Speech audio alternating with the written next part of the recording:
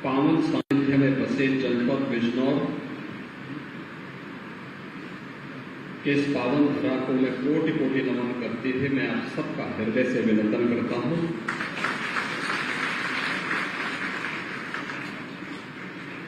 आज के इस कार्यक्रम में मंच पर उपस्थित भारतीय जनता पार्टी के क्षेत्रीय अध्यक्ष श्री सत्येंद्र सिसोदिया जी, भारतीय जनता पार्टी के जिला के अध्यक्ष श्री भूपेंद्र चौहान जी, राष्ट्रीय लोकदल के जिला के अध्यक्ष श्री नागेंद्र कुमार जी,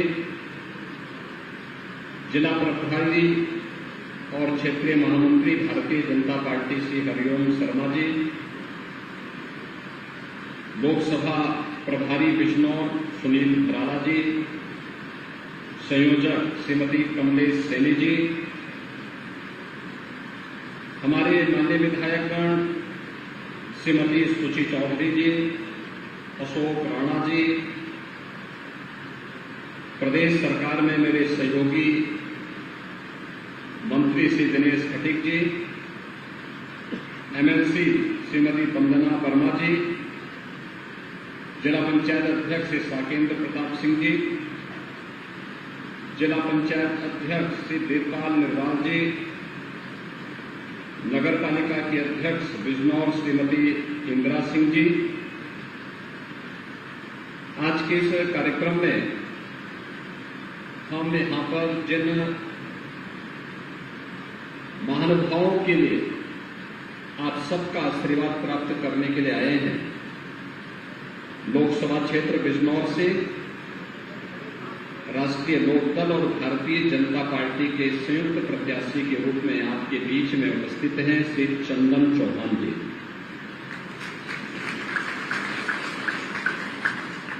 इस बार उनके माथे पे चंदन जरूर लगना चाहिए।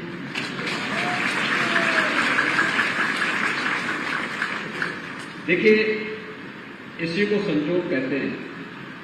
उनके पिताजी भी भारतीय जनता पार्टी और राष्ट्रीय लोकदल के ही गठबंधन से चुनाव जीत करके यहां से गए और मैं विश्वास के साथ कह सकता हूं, जैसे ही चंदन चौहान का नाम घोषित हुआ तो मैंने कहा देखो ये सीट हमारी 100% श्योर हो गई।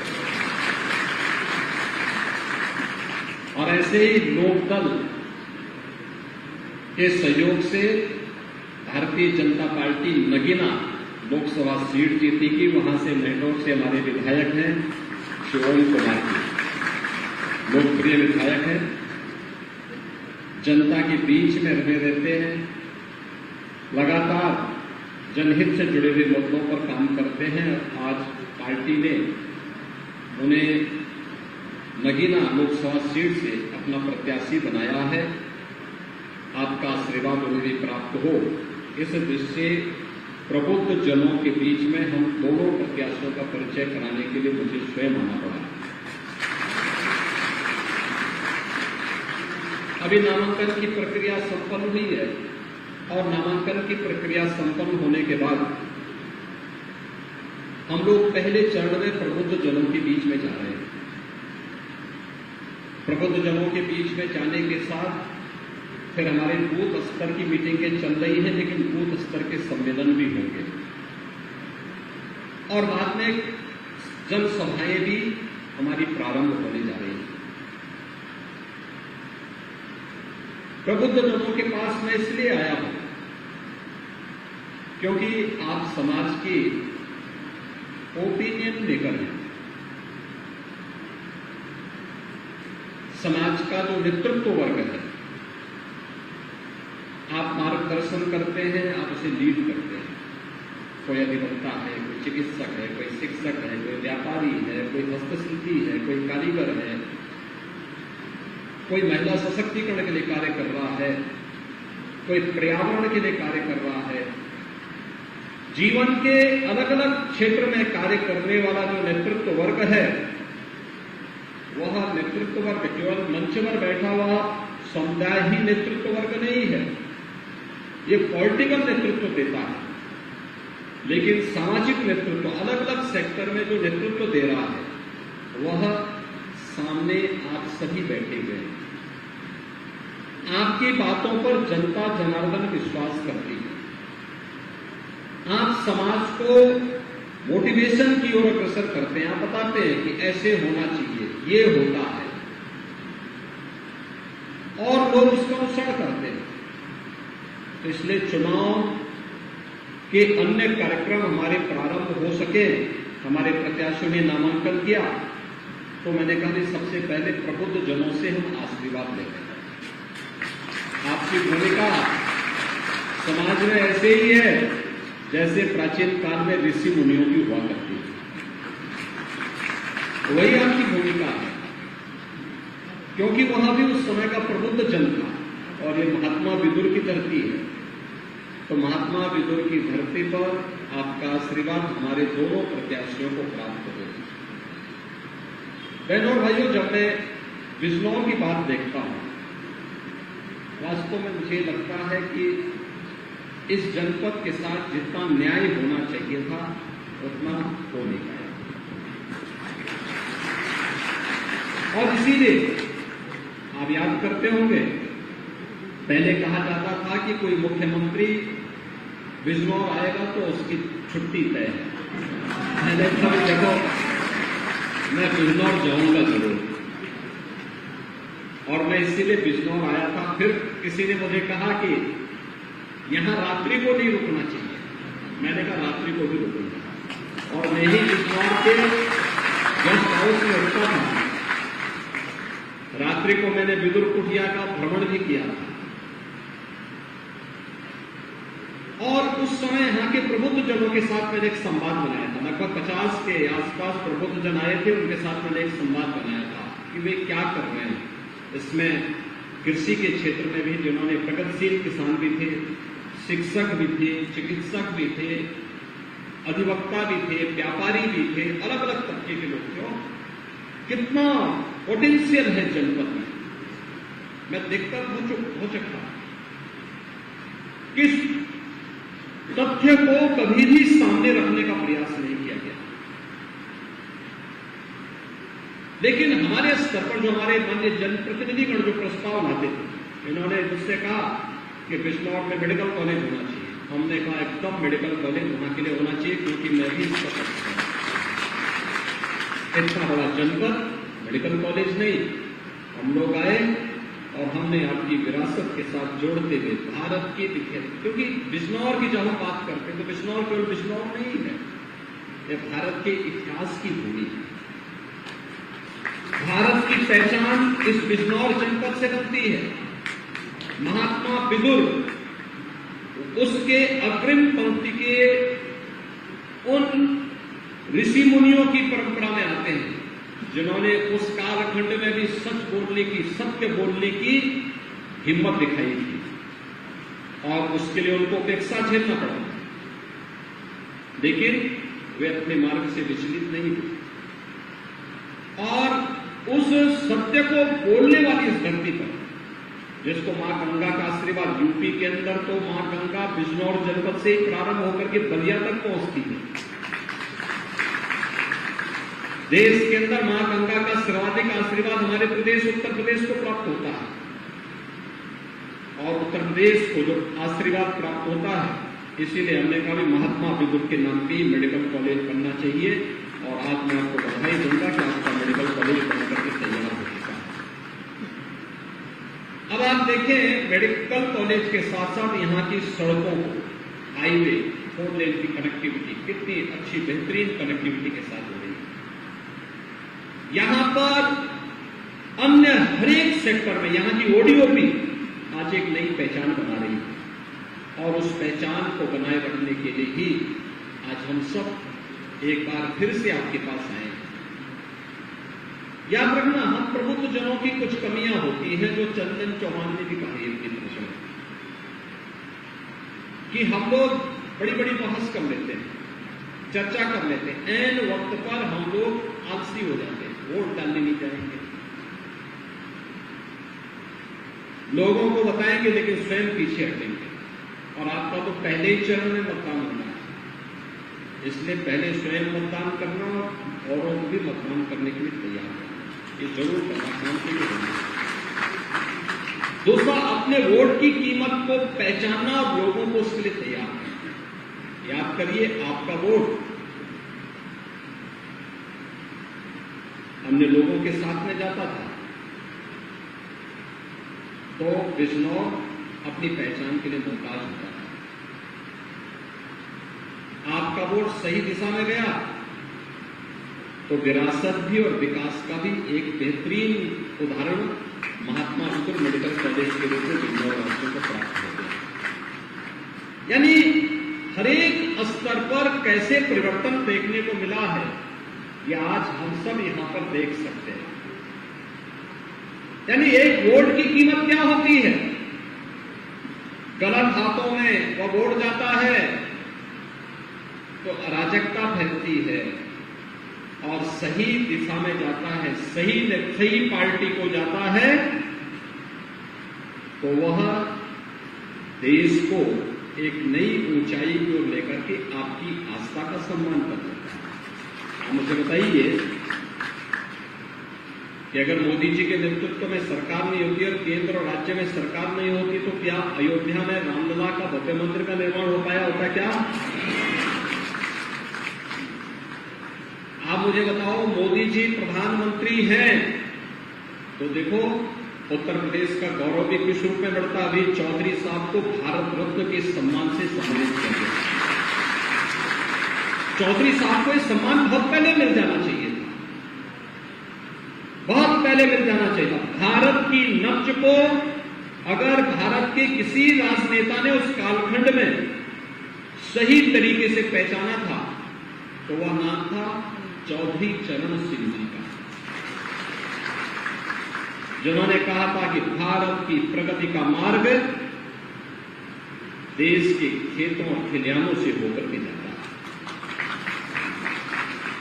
अन्नदाता किसान, जिस देश में 70 से लेकर 75% आबादी खेती बाड़ी पर निर्भर करती हो, वो किसान सरकार के एजेंडे का हिस्सा नहीं था। और पहली बार हुआ कि प्रधानमंत्री मोदी जी ने चौधरी साहब के सपने को साकार करने के लिए अपने एजेंडे का हिस्सा, शासन के एजेंडे का हिस्सा अन्नदाता किसानों को बनाया। और जब उसके परिणाम आने प्रारंभ हुए तो भारत रत्न का सम्मान चौधरी साहब को भी लेकर के चौधरी साहब के माध्यम से न केवल पश्चिमी उत्तर प्रदेश बल्कि पूरा उत्तर प्रदेश गौरवान्वित है, क्योंकि चौधरी साहब का संबंध उत्तर प्रदेश से था और उत्तर प्रदेश के मुख्यमंत्री के रूप में भी उन्होंने देश को अपनी अमूल्य सेवाएं दी। इसलिए मैं आज के इस अवसर पर आप सबको इस बात की भी बधाई देता हूं, प्रधानमंत्री मोदी जी के प्रति आभार व्यक्त करता हूं कि चौधरी साहब को उन्होंने भारत रत्न का सम्मान देकर के न केवल पश्चिमी उत्तर प्रदेश को, किसानों को, बल्कि पूरे उत्तर प्रदेश के गौरव को बढ़ाने का काम किया है। इसके लिए हम सब उनके प्रति आभारी हैं। मैं जो कह रहा था कि एक वोट प्रदेश को और देश को अराजकता की ओर भी ले जाता है जब गलत हाथों में जाता है, लेकिन जब सही पार्टी को जाता है तो वही वोट देश की तकदीर और तस्वीर को बदल कर रख देता है। क्या हालत थी 2014 के पहले देश की? कहां जा रहा था देश? अविश्वास था। देश की सीमाएं सुरक्षित थी। दुनिया के अंदर भारत की छवि बहुत खराब थी। भारत के पासपोर्ट की कोई कीमत नहीं रह गई थी। विकास के कार्य ठप से पड़ गए थे। कॉमनवेल्थ गेम्स दिल्ली में हुआ था और गेम्स संपन्न हो गए, तब तक कार्य पूरे नहीं हो पाए थे। व्यापक भ्रष्टाचार फैला था और उस समय किस किस प्रकार की जांचें बैठी थी, कौन नहीं जानता इन बातों को। लेकिन गलत हाथों में जनता ने नेतृत्व दिया था तो उस समय दुर्गति हो रही थी। 2014 का भारत वैश्विक मंच पर भारत का सम्मान बढ़ा है। देश की सीमाएं सुरक्षित नहीं है।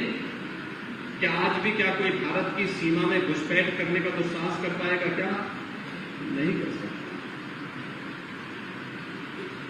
कश्मीर में धारा 370 समाप्त हो गई। हम बचपन से नारा लगाते थे, भाजपा के लोग और जनसंघ के लोग नारा लगाते थे, एक देश में दो प्रधान, दो विधान, दो निशान नहीं चलेंगे।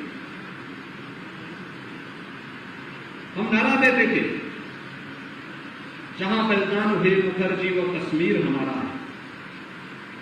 डॉक्टर श्यामा प्रसाद मुखर्जी ने कश्मीर के लिए अपने आप को बलिदान किया और पहली बार 1952 के बाद पहली बार कश्मीर में, क्योंकि कश्मीर में धारा 370 देश के अंदर उग्रवाद और आतंकवाद का कारण भी थी और हमारे सुरक्षा बलों के जवानों पर पत्थरबाजी के माध्यम से उन्हें चोटिल करने का काम भी करती थी। एक झटके में मोदी जी के नेतृत्व में केंद्र की सरकार ने धारा 370 को समाप्त किया, पत्थरबाजी भी समाप्त हो गई, आतंकवाद भी हमेशा के लिए समाप्त हो गया। कश्मीर से धारा 370 हटने का मतलब एक देश में एक विधान होगा, एक प्रधान होगा, एक निशान होगा। एक प्रधान एक निशान का भाव जिस प्रभावी ढंग से देश के अंदर लागू हुआ है, आज हम सबके सामने है। आराम से बैठो भैया, कोई बात नहीं।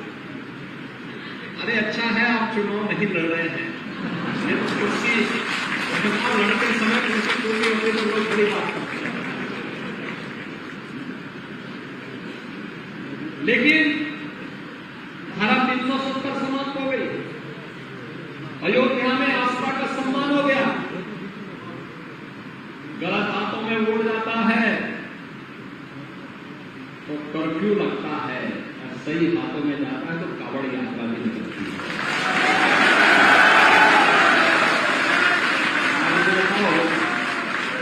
अन्नदाता किसानों का सम्मान, ऋण माफी से लेकर के कृषि सिंचाई योजना से लेकर के और प्रधानमंत्री किसान सम्मान निधि तक, गन्ना मूल्य का भुगतान हो या फिर धान और गेहूं का क्रय। पहले बिचौलिए लेते थे, किसान देखता रह जाता था। आज एमएसपी से ज्यादा दाम अन्नदाता किसान को मार्केट में प्राप्त हो रहा है और हम भी इस बात को कहते हैं, जहां किसान को लाभ हो, किसान को अपनी फसल बेच दीजिए। यानी सही दिशा में सरकार चलती है। एक वोट देश के विकास को रुद्ध भी कर सकती है, आतंकवाद और अलगाववाद को बढ़ाती भी है, और वोट सही हाथों में जाता है, देश की तस्वीर और तकदीर को भी बदल करके रख देता है। और इसी के लिए आप अपील करने के लिए आपने कमोबेश दोनों सभी लोगों को देखा है। समाजवादी पार्टी को भी, बहुजन समाजवादी पार्टी को भी प्रदेश के अंदर शासन करते हुए देखा है और कांग्रेस ने तो लंबे समय तक देश के अंदर शासन किया। आपने इन सबके कार्यकाल को देखा है, इसलिए कोई ये नहीं कह सकता कि साहब हमें मौका दीजिए। आज तो आपके पास एक अवसर है कहने के लिए कि भाई सबको अवसर मिला और सबसे अच्छा कार्यकाल मोदी जी। आपको देखो कितना मोदी की गारंटी आज देश के अंदर छा रही है। मोदी की गारंटी का मतलब 12 करोड़ अन्नदाता किसान को, 12 करोड़ अन्नदाता किसान को प्रधानमंत्री किसान सम्मान निधि का लाभ, 4 करोड़ गरीबों को सिर ढकने के लिए प्रधानमंत्री आवास योजना की सौगात, 80 करोड़ गरीबों को देश के अंदर और अकेले उत्तर प्रदेश में 15 करोड़ गरीबों को फ्री में राशन की सुविधा का लाभ, 12 करोड़ गरीबों को देश के अंदर आयुष्मान भारत में 5 लाख रुपए की स्वास्थ्य बीमा का कवर, 10 करोड़ गरीबों को प्रधानमंत्री उज्ज्वला योजना में फ्री में रसोई गैस का सिलेंडर, 12 करोड़ गरीब परिवारों को एक शौचालय की सौगात, पीएम विश्वकर्मा योजना के अंतर्गत लाखों हस्तशिल्पियों को प्रशिक्षण के साथ साथ उन्हें टूल किट उपलब्ध करा करके सरकार की सहायता के साथ जोड़ना, यानी मोदी की गारंटी देश के अंदर बिना भेदभाव के देश के हर नागरिक के जीवन को सम्मान और स्वाभिमान के साथ आगे बढ़ाने की गारंटी है, सुरक्षा की गारंटी है, समृद्धि की गारंटी है। और हम लोग इसीलिए कहते हैं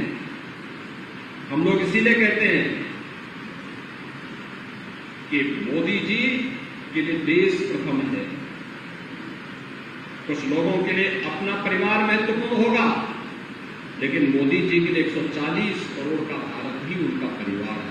140 करोड़ लोगों को दिन रात एक कार्य करना, और वह कार्य के तहत आज हम सब जुड़ करके इस अभियान के साथ जुड़े हुए हैं। और इसीलिए मैं सबसे दिन करने को आया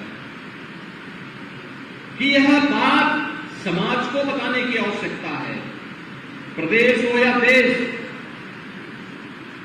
लोग वही थे, देश वही है, प्रदेश वही है, केवल सरकार बदली और कार्यशैली बदली। आज आप देख रहे होंगे, आज यूपी में कर्फ्यू भी नहीं है, दंगा भी नहीं है।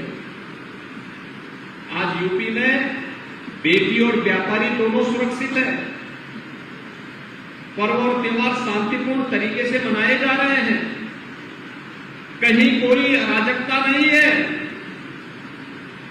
अयोध्या धाम में आप देख रहे होंगे, और काशी में, काशी विश्वनाथ धाम में अब तक 2 करोड़ लोगों ने पिछले 2 महीनों के अंदर दर्शन कर लिया। उत्तर प्रदेश में पहले लोग नहीं आना चाहते थे, आज पूरा देश आने के लिए आपको दिखाई दे रहा है। प्रतिदिन अयोध्या में 1 लाख, 1.5 लाख, 2 लाख तक श्रद्धालु आ रहे हैं दर्शन करने के। ऐसे ही काशी में भी इतने लोग प्रतिदिन आ रहे हैं। अनुमान करिए, जहां पहले कोई नाम सुन के डरता था, आज लाखों की संख्या में आ रहे हैं लोग, दर्शन कर रहे हैं, सुरक्षित माहौल में वापस जा रहे हैं।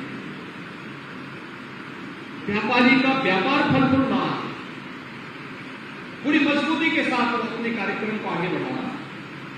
और इसी में मोदी जी ने जो संकल्प किया है, विकसित भारत। मोदी जी का संकल्प है विकसित भारत की परिकल्पना को साकार करना, उस संकल्पना के साथ हर भारतवासी को जोड़ना। विकसित भारत बनेगा तब जब उत्तर प्रदेश विकसित होगा, और उत्तर प्रदेश तब विकसित होगा जब केंद्र में भी और प्रदेश में भी एक जैसी सरकार है। और उत्तर प्रदेश के विकास के लिए क्या है?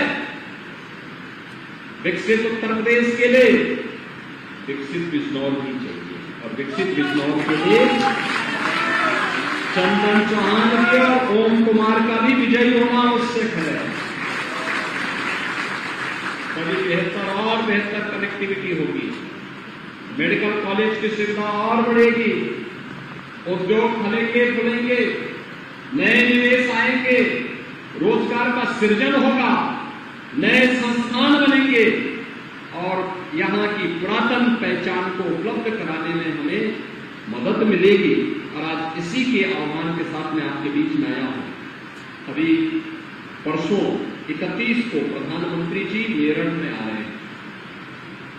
बिजनौर के भी हमारे कुछ कार्यकर्ता वहां पहुंचेंगे, हमारे प्रत्याशीगण भी वहां पहुंचेंगे। एनडीए की सभा का शुभारंभ करेंगे, और फिर हम लोग भी बड़ी बड़ी चुनावी सभाओं के लिए जनपद में भी आएंगे, आपके बीच में आएंगे। आपसे भी मैं अपील करूंगा, आपके स्तर पर यह माहौल अभी से बनना प्रारंभ हो, और जो देश की आवाज आज बन चुकी है कि फिर एक बार मोदी सरकार, पूरे देश के अंदर एक ही आवाज है कि फिर एक बार मोदी सरकार के तीसरे कार्यकाल के लिए, वो हमारे लिए इसलिए महत्वपूर्ण है क्योंकि मोदी जी के तीसरे कार्यकाल में पहले 3 वर्ष के अंदर ही भारत दुनिया की तीसरी बड़ी अर्थव्यवस्था बनने वाला है। भारत का दुनिया की तीसरी बड़ी अर्थव्यवस्था के रूप में स्थापित होने का मतलब हर एक नागरिक के जीवन में व्यापक परिवर्तन, उसकी प्रति व्यक्ति आय में वृद्धि, सुविधाओं में बढ़ोतरी होगी, गरीब कल्याणकारी योजनाएं और तीव्र गति से आगे बढ़ेंगी, व्यापारी का व्यापार फलेगा, नौजवान के लिए आजीविका के नए अवसर आएंगे, सुरक्षा का और भी बेहतर वातावरण देश के अंदर पैदा होगा। इस विश्वास के साथ आज मैं यहां पर श्री चंदन चौहान जी को और ओम कुमार जी को उनके पूरे अभियान के लिए अपनी शुभकामना देता हूं। आपका आशीर्वाद उनको जोरदार कर्तव्य से और विश्वास व्यक्त करता हूं कि जो टीम भारतीय जनता पार्टी और लोकदल ने बनाई है, जयंत जी के साथ भी हमारे पदाधिकारियों की बैठक हुई है, एक संयुक्त टीम बना करके ये मान करके चलना होगा कि बिजनौर लोकसभा सीट में हरेक भाजपा के कार्यकर्ता को, लोकदल के कार्यकर्ता को चंदन चौहान बनना पड़ेगा और नगीना में भाजपा और लोकदल के हर कार्यकर्ता को ओम कुमार बनना पड़ेगा। और इसके लिए आह्वान करने के लिए आए हैं। चुनावी सभाएं संयुक्त रूप से होंगी, संयुक्त कार्यक्रम होंगे और संयुक्त अभियान चल करके हमें विजयश्री का वर्ण करना है। मोदी जी को तीसरे कार्यकाल के लिए 80 की 80 सीटें प्रदान करनी है। इस विश्वास के साथ मैं आज के अवसर पर अपने दोनों प्रत्याशियों के प्रति अपनी शुभकामना देता हूं। आप सबका हृदय से अभिनंदन करते हुए अपनी वाणी को विराम देता हूं। आप सब मेरे साथ बोलेंगे, भारत माता की, भारत माता की, भारत माता की, वंदे वंदे वंदे। हमसे जुड़े रहने के लिए हमारे YouTube चैनल को सब्सक्राइब करें और नई वीडियो की नोटिफिकेशन के लिए बेल आइकॉन को दबाएं।